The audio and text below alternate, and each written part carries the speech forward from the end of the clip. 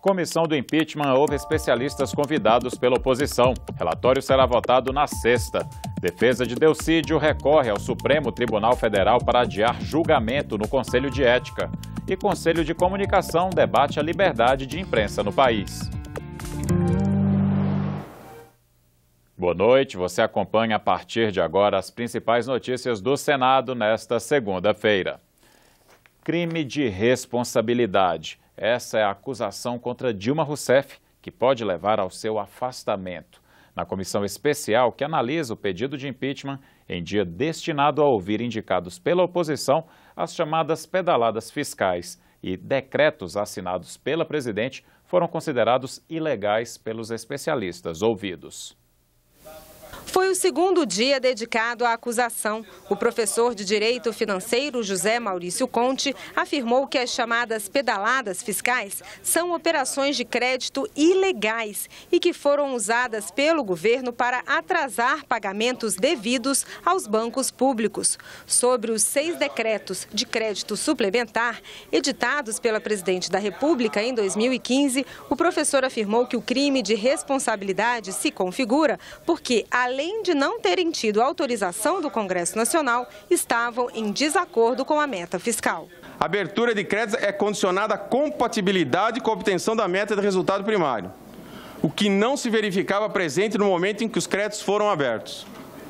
São, portanto, ilegais os atos de abertura de créditos suplementares e está tipificada a conduta prevista como crime de responsabilidade nesse aspecto.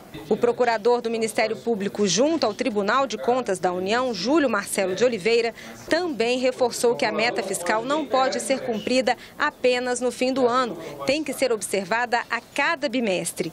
Ele explicou que os atrasos nos pagamentos aos bancos públicos eram uma prática antiga, que aumentou significativamente em 2013 e 2014 e se repetiu em 2015, ano que é o foco da denúncia analisada pelo Senado. O que verificamos em 2015? A continuidade de algumas destas graves irregularidades. O governo encerra 2014 devendo bilhões ao Banco do Brasil e ao BNDES. A Caixa ele pagou no final de 2014, mas ao Banco do Brasil e ao BNDES não. Ele entra o ano devendo parcelas de vários exercícios anteriores, portanto, um saldo acumulado bilionário. É fato notório que as pedaladas só foram quitadas, só foram pagas ao final de 2015. Durante todo o primeiro ano do segundo mandato, a presidente experimentou os efeitos das pedaladas iniciadas em 2014. Prosaicamente falando, nesses casos a presidente pedalou em 2014, mas continuou no embalo em 2015. Eles têm uma visão técnica contábil fria no escritório de ar-condicionado dele. O orçamento para nós tem que ser uma peça de justiça social, de combate ao desemprego. O procurador foi questionado pelos senadores da base do governo pelo fato de que as pedaladas foram praticadas em outros governos, mas as contas nunca foram rejeitadas pelo TCU. Foi muito importante o senhor me dizer que nenhum alerta foi feito, porque a Lei de Responsabilidade Fiscal manda fazer alerta quando os fatos comprometem os custos ou os resultados dos programas ou indícios de irregularidade na gestão orçamentária antes de aplicar uma penalização. E aqui, vossas senhorias estão defendendo a penalização máxima, que é a perda de mandato da presidenta sem ter emitido um único alerta sequer, depois de ter mudado o entendimento do Tribunal de Contas, que persistiu por mais de 15 anos. O governo só corrige suas condutas se tiver o alerta do TCU. O TCU vai se transformar na babá do governo federal. Porque assim, se não tiver o alerta, o governo... Presidente, com a senhora... Isso não é obra do acaso, senhor presidente. Isso foi construído, isso foi tecido num primeiro momento para impedir que essa verdade pudesse estar diante da sociedade brasileira e, naturalmente, isso teria um impacto muito grande no processo da sua reeleição. O jurista Fábio Medina Osório afirmou que a definição de crime de responsabilidade admite tanto o dolo quanto a culpa grave e disse que os senadores podem julgar de acordo com a consciência de cada um, podendo levar outros fatores em consideração para decidir o voto. O Senado é soberano na valoração de fatos e provas em matéria de impeachment, na concretização dos conceitos indeterminados da definição legal típica dos crimes de responsabilidade. Com isso eu quero dizer, senhores senadores e senadoras, que o enfrentamento da tipicidade cabe exclusivamente a este Senado. A afirmação do jurista Fábio Medina indica a possibilidade de que os senadores possam incluir no processo de impeachment outras denúncias, como as informações relacionadas à Lava Jato que estavam na denúncia original encaminhada à Câmara dos Deputados. O presidente da Comissão Especial, senador Raimundo Lira, já garantiu que nessa fase isso não é possível. Não pode incluir. Não pode incluir. Foi uma decisão que o Supremo tomou em relação ao que estava acontecendo na Câmara. Por analogia, vai acontecer a mesma coisa aqui no Senado Federal. Na segunda fase é outra história. Na segunda fase vai depender de um estudo técnico, né, de uma análise mais profunda, porque a segunda fase é o início de um processo, né? Então, todos os procedimentos poderão ter mudanças em relação à primeira fase. Nesta terça-feira, outros especialistas vão falar na comissão, desta vez em defesa da presidente Dilma. E o presidente da Comissão Especial do Impeachment confirmou hoje que a votação do relatório será na sexta-feira. Na próxima quarta-feira será a leitura do relatório, exclusivamente a leitura, então nós vamos dar uma vista coletiva. Na quinta-feira começa a discussão do relatório do senador Anastasia. Terá também a participação da defesa novamente nesse novo estágio, né? A discussão continuará para que possamos, no dia 6, na sexta-feira, ser votado o relatório de forma definitiva para encaminhar para o plenário. O Mais Médicos foi prorrogado hoje por medida provisória. Na prática, os médicos do programa vão continuar atuando sem que o diploma seja revalidado no Brasil. A MP foi proposta ao governo federal pela Frente Nacional de Prefeitos, pela Associação Brasileira de Municípios e pelo Conselho Nacional de Saúde. As entidades argumentaram que muitas cidades dependem desses profissionais para manter os serviços básicos de saúde. A proposta ainda precisa ser aprovada pelo Congresso. O senador Telmário Mota, relator do processo contra Delcídio do Amaral no Conselho de Ética, pode apresentar o relatório final nesta terça-feira. Delcídio foi preso no ano passado, acusado de tentar obstruir as investigações da Operação Lava Jato. O parlamentar teria oferecido ajuda financeira para que o ex-diretor da Petrobras, Nestor Cerveró, não assinasse um acordo de delação premiada.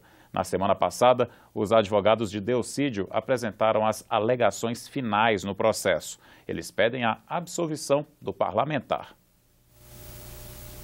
As alegações finais têm 158 páginas. Para os advogados, a representação contra Delcídio do Amaral é imprecisa e tortuosa. Eles classificam como confusa e fantasiosa a degravação das conversas entre o senador e o filho de Nestor Cerveró, um documento apócrifo e anônimo, sem credibilidade. A defesa pede a suspeição do relator do processo, o senador Telmário Mota, e de todos os integrantes do Conselho de Ética que declararam voto contra Delcídio do Amaral. Os advogados dizem ainda que o processo deveria ter sido suspenso durante a licença médica de Delcídio do Amaral e que o caso só poderia ser concluído depois que o senador fosse interrogado pessoalmente. Delcídio foi convidado 4 vezes, mas não apareceu para depor. De acordo com a defesa, o parlamentar não foi flagrado em ato de corrupção e não desviou dinheiro público. Por isso, não pode ser punido com a perda do mandato. Os advogados argumentam ainda que, por falta de provas, o senador deveria ser absolvido. Os advogados pedem a absolvição dele. No seu relatório, o senhor vai pedir a absolvição do Delcídio Amaral? Não, ainda falta, estamos analisando essa reta final, estamos concluindo, porque ele também entrou com um recurso, né, agora no Supremo, já está concluído para o ministro dar o parecer, e vamos esperar o parecer agora do Supremo.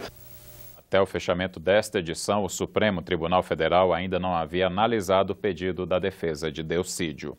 Amanhã, 3 de maio, é o Dia Mundial da Liberdade de Imprensa, tema de audiência pública no Conselho de Comunicação do Congresso Nacional. O Conselho recebeu o representante da Unesco para discutir a liberdade de imprensa no Brasil.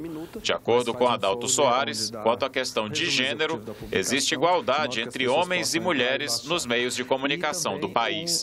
Mas ainda há muitas violações dos direitos humanos contra jornalistas, com números próximos aos da Síria.